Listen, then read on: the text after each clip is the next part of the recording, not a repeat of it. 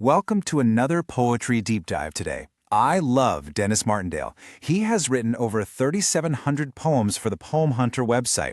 Denis Martindale has written a new poem called Captain America, and here's what the poem's message shares with us today. So let's just jump right into this explainer and unpack exactly what makes this piece tick. 3,700. Think about that number for a second. That is an absolutely massive catalog hosted on the Poemhunter platform. It just blows my mind, honestly, the sheer dedication and consistency to his craft before we even look at a single stanza. But today, we're zeroing in on one very specific narrative. We're looking at a brand new piece dated May 12th, 2026, where Martindale tackles none other than the first Avenger himself. And what he does here isn't just your standard superhero tribute. He sets up this really brilliant contrast between the intense life of a hero and, well, an ordinary guy who just wants to fall in love. Let's see how he builds it. Section 1. The Hero's Heavy Shield, the Burden of Duty. Right off the bat, the poem establishes Steve Rogers' immense physical and moral obligations. He's a patriotic hero, an Avenger standing shoulder to shoulder with heavy hitters like Iron Man and Black Widow, but Martindale really hones in on the weight, literally and metaphorically, of being the guy everyone relies on. I can do this all day long. We all know that iconic catchphrase, right? Martindale drops it right at the beginning of the poem. These opening stanzas just highlight his unyielding strength, proving himself against villains time after time, repelling every foe until the job gets done. It's the ultimate statement of endurance. But, as the poem quickly reminds us, that endurance, it comes with a massive, exhausting cost. To ground all this superhero fantasy, Martindale uses the narrator's perspective. It's so relatable. On one hand, you've got Steve gripping this defensive shield that the narrator notes must weigh a ton.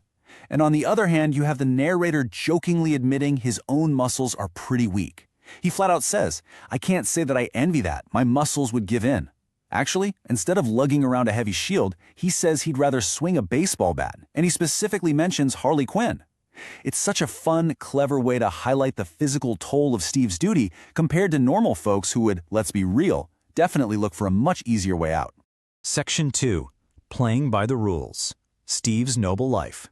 So, beyond the physical strain, there's this rigid structure to Captain America's whole existence. Martindale points out his standout uniform, his title that carries so much weight, and, that charming smile. He competes with style. But beneath that totally squeaky clean image is a super strict adherence to regulations. Steve does what he gets told to do each time his country calls. That line just hits the nail on the head. Steve actually likes the regulations. He plays by the rules. He is so impeccably noble that he rarely makes a fuss. But here's the catch. Being so tied to doing exactly what's expected leaves him almost zero room to stray. There is practically no space in this rigid life for personal desires, spontaneity, or just taking a chance on himself. Which brings us right to a pivotal question Martindale poses halfway through the poem. While he's a hero, without doubt, is that all that he's got? Does being the ultimate good guy leave any time at all for love? This is where our explainer pivots. We move away from the duty-focused narrative and into something way more relatable. Martindale is basically asking us to look past the shield and wonder, hey, is this ultra-rigid, duty-bound life actually fulfilling on a personal level? Section 3. The Romantic Alternative. Enter Black Widow. Okay, so now the focus completely shifts to the narrator's worldview, which is vastly different. Enter Black Widow. Suddenly, the idea of romance completely overshadows fighting villains. The contrast here is night and day. The poem tells us Black Widow wants to have a fling, and she's flirting to get it. The narrator says one look at her proves she's the cuddling kind. But Steve? He is just not inclined. The narrator is sitting there absolutely baffled because despite all this obvious flirting, Steve's shield is literally the only thing he grips. He just completely ignores the romance right in front of him. The narrator, though, he handles things entirely differently. He's got a full-on romantic game plan. The poem really builds excitement here as he lists out exactly what he'd do. He's like, I'm not like him. Instead of clutching a piece of metal, he would kiss her hand. He'd kiss her scarlet lips, send flowers, send chocolates. He'd even buy a ring and propose. He is choosing a practical, traditional, escalating romance over just a quick fling and utterly rejecting Steve's cold, duty-bound lifestyle. It's passionate, and honestly, it's something any guy falling in love can totally understand. Section 4. Duty versus Love, the Final Choice. And this brings us right down to the core theme. It's not just about punching supervillains. It's about weighing the exhausting, lonely life of saving the world against the simple, grounded joy of finding personal happiness. Let's map this final comparison out. On one side, we have Steve Rogers, the ultimate hero, squeaky clean, constantly gripping his shield, always following the rules. On the other side, the narrator, just an ordinary guy in love, ready to propose and actively seeking his own happiness. Martindale makes it pretty clear that you really can't have both.